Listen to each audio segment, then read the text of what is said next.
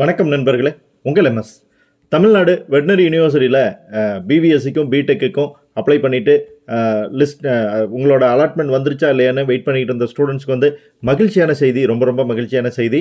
உங்களுக்கான selection list வந்து announce பண்ணிட்டாங்க.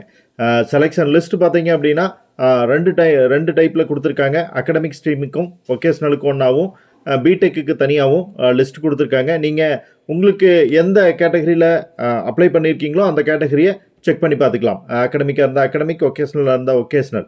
அது இல்லாமல் நமக்கு சீட் கிடைக்குமா கிடைக்காதா அப்படின்னு நிறைய பேர் குழப்பத்தில் இருப்பீங்க. அப்படிங்கிறதுனால அடுத்த கட்ட வெயிட்டிங் லிஸ்ட் யார் அப்படிங்கிறதையும் அவங்க சொல்லியிருக்காங்க. வெயிட்டிங் லிஸ்ட்டும் பார்த்தீங்கன்னா அகடமிக், ஒகேஷ்னல், B.Tech மூணுக்கும் தனித்தனியாக ரிலீஸ் பண்ணியிருக்காங்க. ஸோ நீங்கள் செலக்ட் ஆகிட்டீங்களா இல்லையா அப்படின்னு செக் பண்ணுறதுக்காக இந்த பிடிஎஃப்பை டவுன்லோட் பண்ணி உங்களோட அப்ளிகேஷன் நம்பர் கொடுத்தோ அல்லது ஜென்ரல் ரேங்க் கொடுத்தோ நீங்கள் செக் பண்ணி பார்த்துக்கலாம்.